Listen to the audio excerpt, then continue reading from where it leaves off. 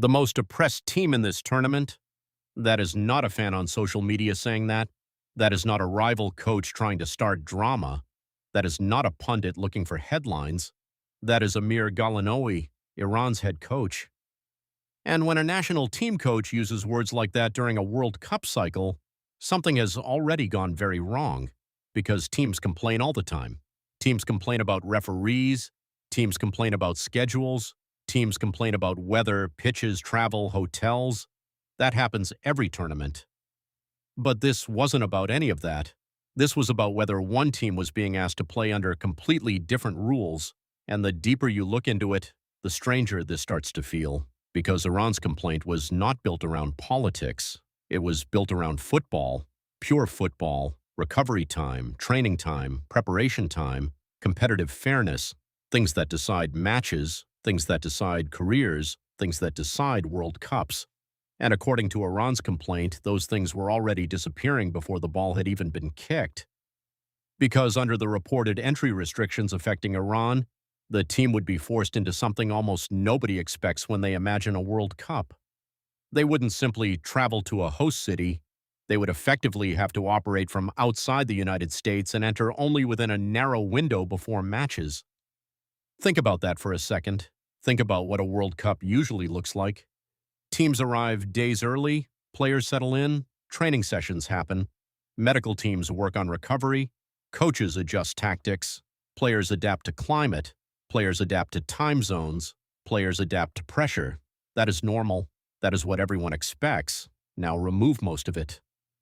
Suddenly, Iran is reportedly facing a situation where standard preparation disappears.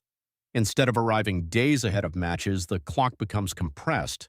And according to the complaint, that creates a very specific consequence. Iran would have to base itself in Mexico and cross an international border every single time they play, every match, every single one. And now stop thinking about politics for a moment.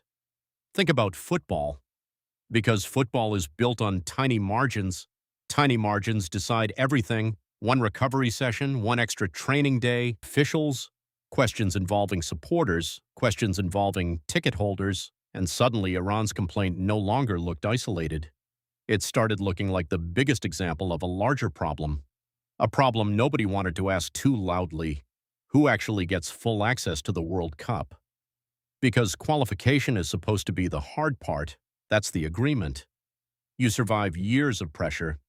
You survive qualification campaigns. You survive injuries. You survive expectations. You earn your place. Then everyone enters the same arena. At least that's the idea. But what happens if qualification only gets you halfway there?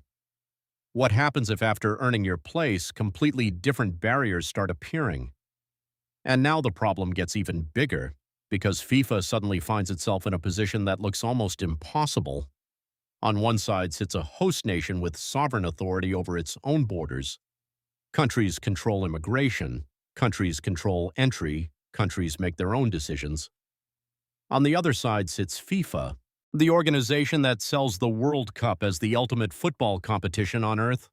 A competition where everyone competes under one set of rules, a competition built on fairness, a competition built on equal opportunity. And suddenly those two realities start colliding. Because FIFA can organize matches, FIFA can create schedules, FIFA can enforce regulations, but can FIFA guarantee access? Can FIFA guarantee equal conditions?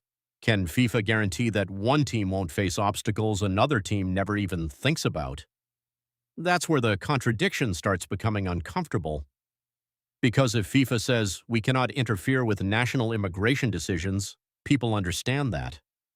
But then another question appears immediately.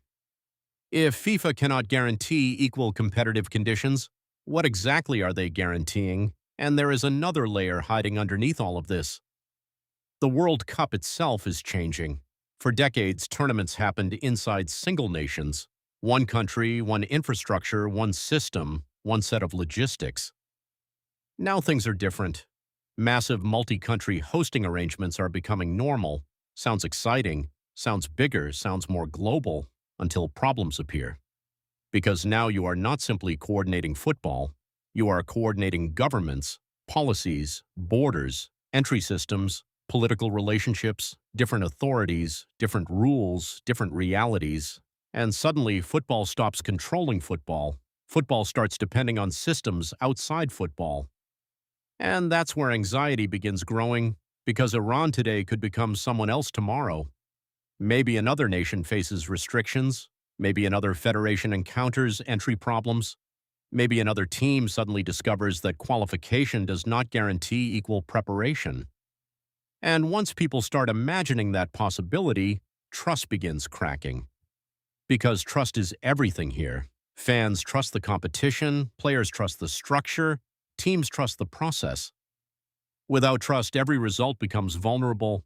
Without trust, every defeat creates suspicion. Without trust, people stop asking who played better.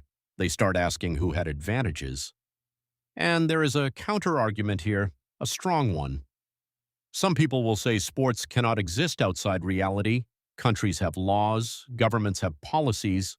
The World Cup cannot magically erase international complications. That argument exists, and it is not a weak argument.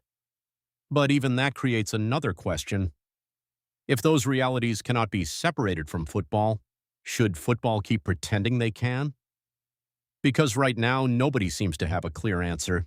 Maybe FIFA intervenes quietly, maybe adjustments happen, maybe compromises appear, maybe nothing changes at all. And that uncertainty might be the most dangerous part, because uncertainty spreads.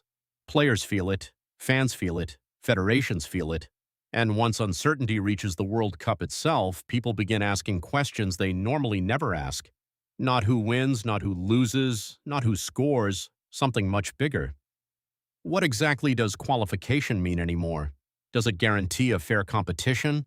Or does it simply guarantee entry into a system where conditions can change depending on forces outside the sport itself? Because if Iran's complaint is only the beginning, then this story was never about one team, it was never about one border, it was never about one tournament, it was about a possibility. The possibility that football's biggest competition is entering an era where the matches are no longer the only thing deciding what happens. And if that's true, the World Cup may have a problem much larger than Iran.